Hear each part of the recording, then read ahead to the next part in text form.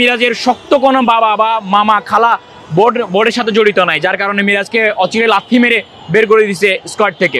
এই যে লিটন দাস এখনো তার আধ্যাত্মিক ক্ষমতা বলে সে নির্বাচন ইয়েতে টিকে আছে, বিসিবি থেকে স্যালারি পাচ্ছে, বউ বাচ্চা নিয়ে ঘুরতেছে, আজকে এই জায়গায় তো কালকে ওই জায়গায়। শান্ত, লিটন দাস এবং হচ্ছে যে আমাদের সৌম্য সরকার, ওনারা হচ্ছে যে গোল্ডেন ডাক মারেন সব সময়। তানবীরকে কোন হিসেবে দলে নেওয়া হয়েছে সেটা একমাত্র পাপন সাহেবই জানেন এবং আমাদের লিপু সাহেব জানেন, আর বাকি যে হাতুড়ে সিংহে আছেন ওনারাই ভালো জানেন। এই ছাড়া আপামার জনতা, এই 18 কোটি ক্রিকেট প্রেমী কেউই আসলে জানে না। মায়ের দোয়া ক্রিকেট টিম হচ্ছে যে, কারণ এরা হচ্ছে যে নিজেদের ক্ষমতা বলে কোনো কিছু করার সেই অ্যাবিলিটি হচ্ছে যে বিসিবির ক্রিকেটারদের নাই, বাংলাদেশ ক্রিকেটারদের এই ক্ষমতা বলটুকু আছে বলে আমার মনে হয় না। বরাবরই তারা হচ্ছে যে মায়ের দোয়া, আপামার জনতার দোয়া নিয়ে তারা বিশ্বকাপ খেলতে যায়।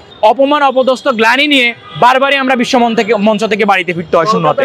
নির্বাচক প্যানেল বা বিসিবি ছাড়া স্বয়ং অন্য কেউ আসলে জানবে না, অন্য কেউ জানার ক্ষমতাও নেই এবং ওনারা সেটা ক্লিয়ারও করবে না যে কেন তাকে বাদ দেওয়া হলো, কারণ ওনারা জবাবদিহি করতে বাধ্য নন।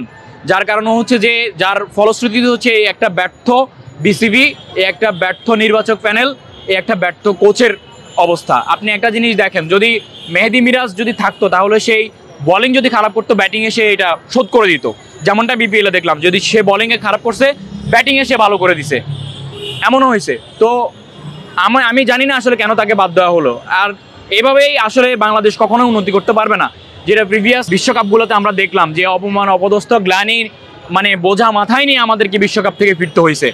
আরেকটা জিনিস আপনি দেখবেন যে আমাদের সবসময় আমরা বলি যে এখানে আমার মতামতের সাথে অনেকেই বিরোধিতা করবেন, অনেকেই এসে আবার নিচে কমেন্ট করবেন যে হ্যাঁ নতুন ইয়াং জেনারেশনদেরকে সুযোগ দেওয়া হোক, পুরান দিয়ে আর কত।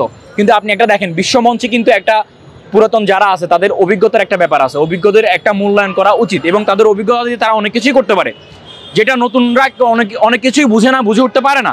যেমন আপনি একটা জিনিস দেখেন, এই যে সাকিবুল হাসান বলেন বা মাহমুদুল্লাহ রিয়াদ বলেন, আপনি ন্যূনতম সম্মানটুকু তাকে করতে পারতেন।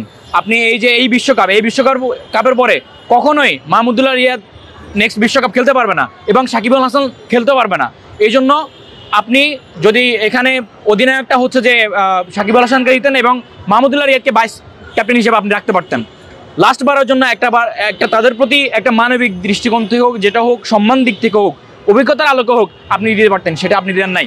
আমরা আজকে একটা জিনিস দেখেন, যখন মিরাজ এত সুন্দর করে ফর্মে ছিল, এত ভালো খেলতেছিল, আমরা সবাই স্বপ্ন বুনেছিলাম যে আমাদের হয়তোবা আমাদের ইন ফিউচার আমাদের সেকেন্ড সাকিবুল হাসান হবে আমাদের মিরাজ, অলরাউন্ডার মিরাজ। কিন্তু আজকে তার অবস্থা ঠিক ইমরুল কায়েসের মতো হয়েছে, যে ইমরুল কায়েস হাজার ভালো করার পরেও নিজেকে সে ভালো করতেছে এটা প্রমাণ করার পরেও তাকে দলে জায়গা দেওয়া হয় না। আসলে আমার মনে হচ্ছে যে মিরাজ এতদিন ছিল তার পারফর্মই ছিল, এখনও তার সেই পারফর্মটা আছে, পুরনো পারফর্মটা। আমার মনে হয় যে মিরাজের শক্ত কোনো বাবা বা মামা খালা বোর্ডের সাথে জড়িত নাই, যার কারণে মিরাজকে অচিরে লাথি মেরে বের করে দিছে স্কোয়াড থেকে। আপনি একটা জিনিস দেখেন, যে শান্তর কথা বলি আমরা, শান্ত হচ্ছে যে পুরা যদি 30টা ম্যাচ খেলে, সে 30টা ম্যাচের মধ্যে হয়তো একটা সেঞ্চুরি করবে, ওই একটা সেঞ্চুরি দিয়ে সে আরও 60টা ম্যাচ খেলার মতো এনার্জি মানে বিসিবি থেকে পেয়ে যায়। সে একটা চার্জ মানে ব্যাটারি চার্জ দেওয়ার মতো একটা অবস্থা হয়ে যায়, এক চার্জে পুরা শত ম্যাচ খেলে ফেলে একটা সেঞ্চুরি দিয়ে সে।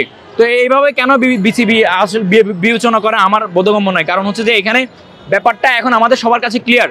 এখানে মনে হচ্ছে যে বাবা খালা নানা হচ্ছে যে মামা থাকার কারণেই যাদের আছে তারাই হচ্ছে যে বোর্ডে আজ অব্দি টিকে আছে। যার কারণ হচ্ছে যে এই যে লিটন দাস, এই যে লিলিপট যার কথা বলি, এই যে লিটন দাস এখনও তার আধ্যাত্মিক ক্ষমতা বলে সে নির্বাচন ইয়েতে টিকে আছে। তানবীরকে কোন হিসেবে দলে নেওয়া হয়েছে সেটা একমাত্র পাপন সাহেবই জানেন এবং আমাদের লিপু সাহেব জানেন, আর বাকি যে হাতুড়ে সিংহে আছেন ওনারাই ভালো জানেন। এই ছাড়া আপামার জনতা, এই 18 কোটি ক্রিকেট প্রেমী কেউই আসলে জানে না, আর ওনারা এটা ক্লিয়ার করতেও বাধ্য না।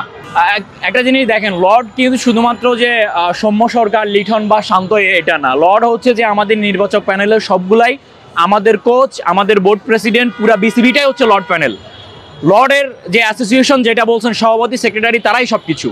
আমি যদি বলতে হয় যে এখানে কোনো অংশেই কেউ কারো কাছ থেকে কম নাই, যেমন শান্ত, লিটন দাস এবং হচ্ছে যে আমাদের সৌম্য সরকার, ওনারা হচ্ছে যে গোল্ডেন ডাক মারেন সব সময়। ওনারা আমাদের মনে হচ্ছে যে বিকেএসপিতে যেসব কোচরা রয়েছেন, বোলিং কোচরা যারা রয়েছেন এবং ব্যাটিং কোচ যারা রয়েছেন, যারা ক্রিকেটারদেরকে শিখায় কীভাবে আউট হইতে হয়, কীভাবে আউট করতে হয়, কীভাবে উইকেট নিতে হয়, আমার মনে হয় যে ওনারা অনতিবিলম্ব ওখান থেকে লিভ নেওয়া দরকার, এবং সৌম্য সরকারকে এবং শান্তকে এবং আমাদের গোল্ডেন ডাকমারা আমাদের লিটন দাসকে ওখানে পাঠানো উচিত। কারণ আপনি দেখেন জিম্বাবুয়ের সাথে যে কয়টা ম্যাচ হয়েছে উনি ওই কয়টা ম্যাচে প্রথম বলে আউট, নাহলে second ball out, third ball out. কিভাবে আউট হয় এটা ছোট বাচ্চা একটা দেখলেও বলতে পারে যে লিটনকে কি বল দিলে লিটন এখন আউট হবে। দল কিন্তু জিম্বাবুয়ে